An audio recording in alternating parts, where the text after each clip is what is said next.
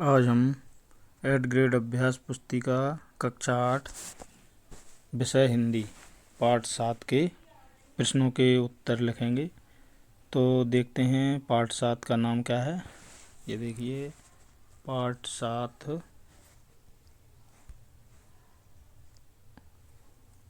भेड़ाघाट। इसके प्रश्न उत्तर देखते हैं। बहुविकल्पीय प्रश्न यानी एक प्रश्न के 4 विकल्प हैं, जिनमें से एक विकल्प सही है, उस पर हमको सही का चिन्ह लगाना है और नीचे उसको लिखना भी है। तो देखते हैं पहला प्रश्न क्या है। भेड़ाघाट में कौन सी नदी बहती है। इसके विकल्प देखते हैं। सबसे पहले ए है बेतवा नदी, बी है नर्मदा, सी है चंबल, डी है कैन। तो इसका सही उत्तर है बी नर्मदा। तो ये बी ऑप्शन विकल्प है, सही का चिन्ह लगाएं और नीचे उसको लिखना भी है। अगला प्रश्न है दूसरा। लोक मान्यता के अनुसार भेड़ाघाट में तपस्या करने वाले ऋषि कौन थे। इसके विकल्प हैं ए भृगु, बी अत्रि, सी जमदग्नि, डी विश्वामित्र। तो इसका सही उत्तर है ए भृगु। भृगु ऋषि भेड़ाघाट में तपस्या करते थे। अगला प्रश्न है तीसरा। नर्मदा नदी का उद्गम कहाँ से हुआ है। तो इसके उत्तर देखते हैं, विकल्प देखते हैं। ए है ग्वारी घाट से, बी है भेड़ाघाट से, सी है अमरकंटक से, डी है लोकेश्वर से। तो इसका सही उत्तर है सी। तो सी पर आप सही का चिन्ह लगा लें। अमरकंटक से, नर्मदा नदी का उद्गम अमरकंटक से हुआ है। इस विकल्प को नीचे लिखना भी है। प्रश्न क्रमांक 4 है। सही वर्तनी वाला शब्द कौन सा है। ए है नर्मदा, बी है प्रपात, सी है पर्वत, डी है जबलपुर। तो ये यानी शुद्ध शब्द कौन सा है, जिसमें मात्राएं, सारे शब्द, अक्षर सब कुछ सही लिखे हों। तो इसमें बी वाला सही है। तो बी प्रपात, इसको नीचे उत्तर में लिख भी लें। अब हम अगला प्रश्न देखते हैं 5वां। इन्होंने जन्म लेते ही भेड़ाघाट देखा है और भेड़ाघाट देखते देखते ही मिट जाएंगे। लेखक ने यह बात किसके बारे में कही है।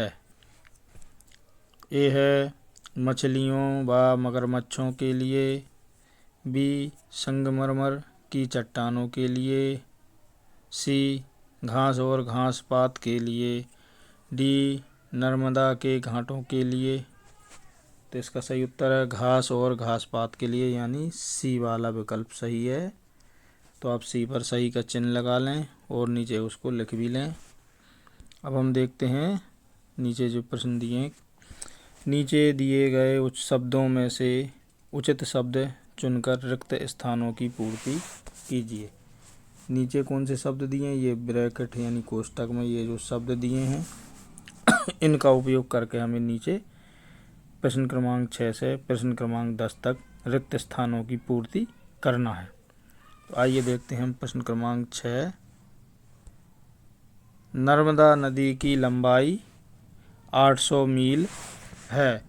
तो ये छठे में आप रिक्त स्थान में 800 लिख लें। प्रश्न क्रमांक 7वां है। मध्य प्रदेश की नर्मदा नदी की परिक्रमा की जाती है। तो इसमें 7वें के रिक्त स्थान में नर्मदा लिख लें। प्रश्न क्रमांक 8वां। तपस्या करने वाले को तपस्वी कहते हैं। प्रश्न क्रमांक 8 के रिक्त स्थान में तपस्वी लिख लें। प्रश्न क्रमांक 9। चट्टानों के घर्षण से नदी की धार घर घर स्वर निकलता है। नदी की धार से घर घर स्वर निकलता है। तो प्रश्न क्रमांक 9 के रिक्त स्थान में घर घर लिख लें। अब है प्रश्न क्रमांक 10। भेड़ाघाट में संगमरमर की चट्टानें अरावली पर्वत की हैं। तो 10वें के रिक्त स्थान में अरावली लिख लें। अब हम आगे देखते हैं प्रश्न अति लघु उत्तरीय, यानी प्रश्नों के उत्तर लघु उत्तरीय रूप में लिखना है। तो हम पहले प्रश्न क्रमांक 11 देखते हैं। पाठ के अनुसार संस्कृत कोश में नींबू का उल्लेख करना कौन भूल गया था? तो इसका उत्तर देखते हैं हम। संस्कृत के दिग्गज लेखक कालिदास भूल गए थे। अगला प्रश्न क्रमांक 12। लेखक ने भेड़ाघाट की चट्टानों को तपस्वी क्यों कहा है? तो इसका उत्तर देखते हैं।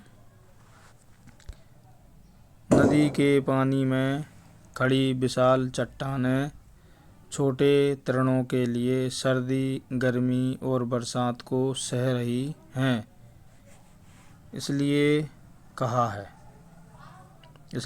तपस्वी कहा है। अगला है प्रश्न 13वां। दूध धारा क्या है? तो इसका उत्तर देखिए आप। संगमरमर की चट्टानों पर से बहते हुए नर्मदा का जल घर्षण के कारण दूध जैसा दिखाई पड़ता है, इसे ही दूध धारा कहते हैं। अगला प्रश्न है 14वां। नीचे दिए गए शब्दों का प्रयोग कर एक वाक्य बनाइए। शब्द क्या है ये देखिए, कोष्टक में दिया है। 13 मील भेड़ाघाट दूर से जबलपुर तो ही तो है। इन शब्दों का उपयोग करके हमको एक वाक्य बनाना है जो सटीक वाक्य हो और उसका कोई अर्थ निकलता हो। तो ये देखिए, भेड़ाघाट जबलपुर से 13 मील दूर ही तो है। तो ये एक वाक्य बन गया है। अगला देखते हैं प्रश्न 15। हिमालय की बर्फीली चोटियों और नर्मदा में क्या अंतर है? तो इसका उत्तर देखिए। हिमालय की सफ़ेद बर्फीली चोटियाँ गल रही हैं, परंतु तब भी वह डटकर खड़ा है। सफ़ेदी भेड़ाघाट में नर्मदा की भी है, जो गलती नहीं है। अगला प्रश्न है 16वां। नर्मदा मानो यहाँ चांदी के कारागार की बंदिनी है। इस पंक्ति का क्या आशय है? तो इसका उत्तर देखते हैं। इसका आशय यह है कि श्वेत चमकीली संगमरमर की चट्टानों का किनारा मानो झील की ऊंची ऊंची दीवारें हैं। अगला प्रश्न है 17वां। लेखक माखनलाल चतुर्वेदी का नर्मदा से ममत्व क्यों है? तो उसका उत्तर देखते हैं। लेखक माखनलाल चतुर्वेदी का नर्मदा से ममत्व इसलिए है क्योंकि भेड़ाघाट की सुंदरता का मूकड़ करई प्रभाव चमत्कारी है। अगला है 18वां। जा तो दूध धाला आए, यह बात किसने कही थी? इस वाक्य को मानक भाषा में लिखिए। ये देखिए, यह तो दूध धरा है, यह बात टोपी लगाए हुए फूले गालों वाले ग्रामीण बच्चों ने कही थी। अब अगला प्रश्न है 19वां। बड़ा छोटों को सिर पर लेकर ही बड़ा होता है। पंक्ति के आशय को स्पष्ट करते हुए लेखक लिखिए कि यह किस संदर्भ में कही गई है। तो इसका उत्तर देखिए। यह भेड़ाघाट के संदर्भ में कही है। लेखक कहता है कि भेड़ाघाट पर संगमरमर के ऊपर लहराती घास है। इसने भेड़ाघाट की इसी संगमरमर पर जन्म लिया है और यही अपना जीवन समाप्त कर देगी। अब आखिरी प्रश्न देखते हैं, ये पाठ 7 का 20वां। भेड़ाघाट के अतिरिक्त मध्य प्रदेश के किसी एक धार्मिक एवं सांस्कृतिक शील के बारे में लिखिए। तो देखिए उत्तर इसका, उज्जैन मध्य प्रदेश में महाकालेश्वर ज्योतिर्लिंग मंदिर के लिए प्रसिद्ध है और हर 12 साल में सिंहस्थ मेले का आयोजन होता है।